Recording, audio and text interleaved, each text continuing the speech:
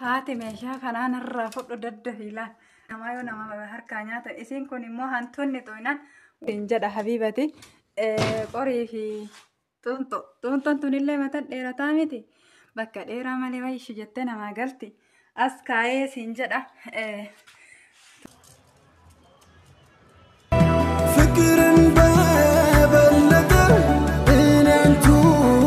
Gariin ka qorii irratti hafutu jira. Akkanatti asirratti hafa hin beeytan jechuudha obboleeyyan kiyya. Akkana jiraattu jiruuf filatamaa kan irraa gammadu irra hedduu nama jaalala. Egaa obboleeyyan kiyyaa viidiyoon kun yeroo bakka hojjechiisee fuudhedha jechuudha. Manattiin illee galee bakka akka isa godhe hin laaltan isiniin jedha gadhumaatitti nafaana turaan affirraa kootii achitti illee hunda isaatuu hiikee ilaalee tiniin hin fuudhe. Akkas isiniin jedha obboleeyyan kiyya meeshaa hedduu takka maashaallah bareedaa ta'edha. Hedduu mirxii ta'edha jechuudha. Isinillee laaltan ana qofa jedhamu akkasuma. Bismillah alhamdulillah. Assalaamu alaikum wa rahmatullahi wa barakaatu. Ashamaa harkafuuni kabajamtoota jaallatamtoota hordoftoota kiyya baga jiraattan isiniin jecha egaa har'a meeshaa aadaa meeshaa bareedaa kana qabadhee dhufe. Meeshaalee kana jechuudha gatillee isinitti hima akkasumallee mootiyyuu isinitti agarsiisa banee isinitti agarsiisa. Maaliif jennaani gariin keessanii meeshaan qoraafamaa irratti hodhamuun hin danda'ama. Binnee kaanee immoo akkamitti qoraasnaa jettan jechuudha. Inni dhuguma garuu mootiyyuu isinitti agarsiisaa isiniin jedha. Meeshaalee kana meeshaan kuni haga waa 14 jechuudha. Siinqellee qaba. Feestala keessa jirti.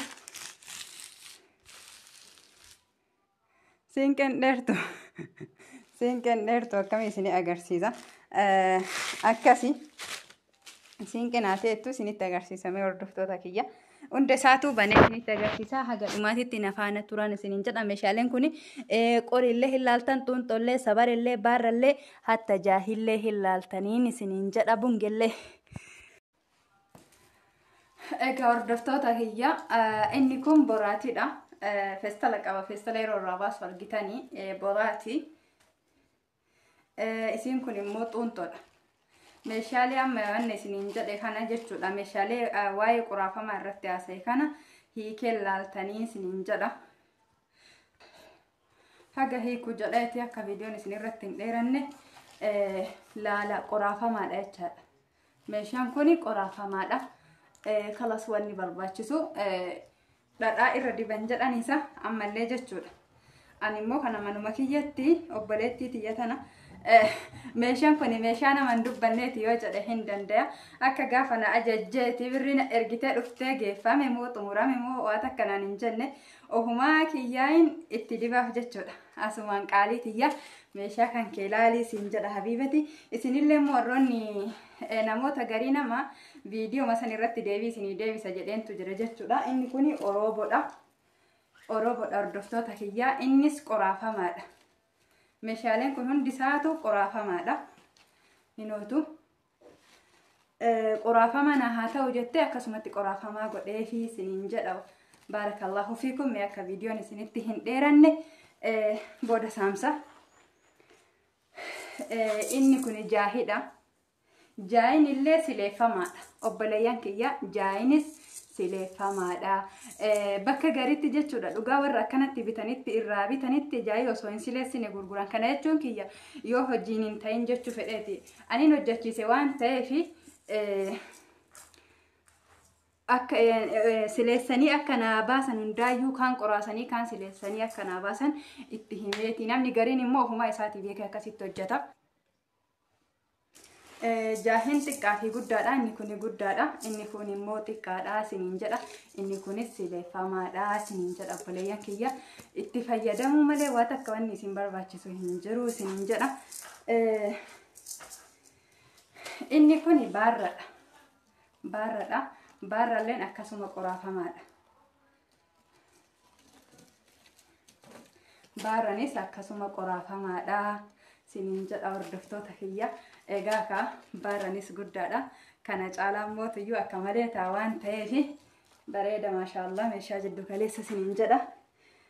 Inni kun immoo bungee karamella ma itti naqatanii natti fakkaate inoo isillee isiin akkana isiniin jedha isiin immoo kaa qoraasuma qoraasamtuu miti hin qoraasan akkasii tana isiniin jedha inni biraamma gilgiliidha gilgilillee banee isin agarsiisa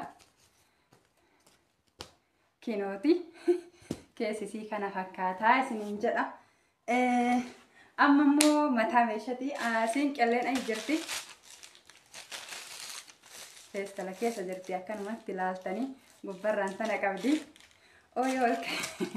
yoo ol ka'ee malee hedduu takka narroon dheeratti baay'ee tokko akkas isiniin jedha hordoftoota kiyya meeshaa kana aga isiin narraa fudhattu manuma kiyya bifuma kiyya keessaan ka'an isiniin jedha egaa amma immoo meeshaa maashaallah hangafa meeshaati meeshaaleen kunniin kanuma jalatti ramadamanii qoriidha qorii isin agarsiisan isiniin jedha hordoftoota kiyya waaw qoriin kana fakkaata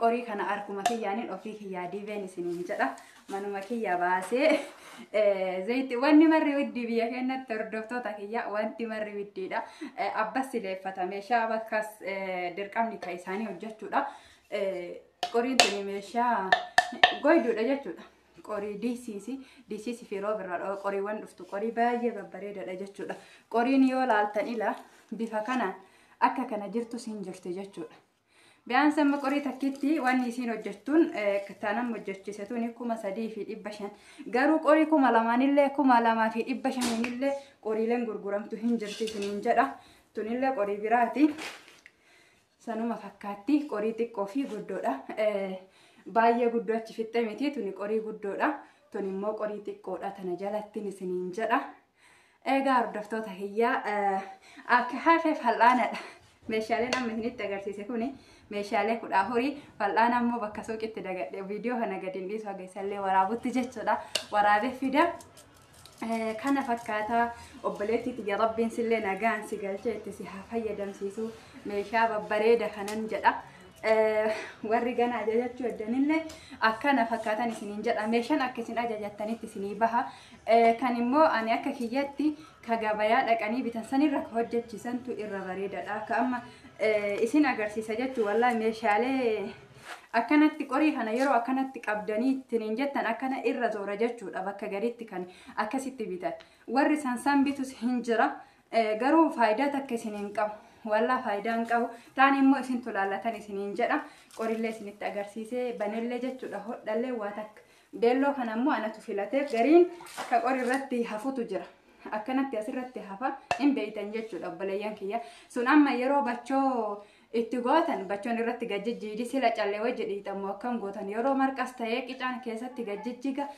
akkasumanti tokko yoo qorimaa dhiquu hin dandeettan callee san wajji kanarra filannoon kiyya immoo beelloodha jedhanii hodhaa kana irraa gadee julmaa kana jechuudha akkasi isin immoo akka filannoo keessanitti sunis hin bareeda akkanatti yoo laaltan garuu faayidaaf xiqqoo hin ulfaataaf hin jedhe malee jechuudha waan akkasitti gabbaleeyyan kiyyaa wanni ani irra ibsi ani irraa hambise yoo jiraate dhiifama hagabee kan dubbatan hagabeeku isinii ibse isiniin jedha baarakallahu fiikum viidiyoon guyyaa har'aatiif qabadhee dhufe kana fakkaata warroonni meeshaa biraas tahee meeshaa adallee ajajachuu barbaadan lakkoofsa kiyya duwwaa 964842526 kanaan argachuu dandeettaniin isiniin jedha wanni balleessee yoo jiraate ilma namaatti irraa hanqinni hin dhabamu hanqinni jiru yoo jiraate dhiifama naa gootaniin isiniin jedha asumaan assalaamu alaikum warahmatullaahi wabarakaatuh haati meeshaa kanaan irraa fudhu deemame wanni namaa yoo nama harkaa nyaatan isiin kun immoo hantuunni xooynaan waa takka aannoon qabdu jechuudha hafteen qabdu ogoriin na jalaa tuqamti jedhee bifa keessaa meeshaa yaasee itti naqe waan isin ajaa'ibu barraa kana meena haaseenu bakka maraan deemaa dhaqee wallaahi labe akkasi dafii fudhadhuu siin jedha habiibati qorii fi xuunxoon tunillee matan dheerataa miti bakka dheeraa malee wayishu jettee namaa galti as kaayee siin jedha tunitiyya qoriin isii biraan haatee tumee isilleen hafuura haarawaati hafuurri Hafuurri warra haarawaa kun itti haadha miskiina akka miskiinatti bira yaa rabbi. Akkasii meeshaa kan keessii kaayee jira. Ati immoo yoo akka dafteen irraa fudhattu abdii qaban siin jedha Habibati. Akkasii gaa hordoftoota kiyya akka qalbiin isii xuma'aniina argattuufi maaliif fagootti wanni jedha jechuudha dhugaa yoo lafafaa kaayanii kaasatan meeshaan aadaa kun nama harkaa nyaattama. Kanaaf hin jedhe waan akkasaniiti inshallah rabbi khayri haa godhu. Sinitti yoo dheeresse dhiifaman isiniin jedha obboleeyyan. Akkanaa jiraattu jiruu filatamaa kan irraa gammadu irra hedduun nama jaalala rabbiitiif tan malaayikaaf nama raahaadha.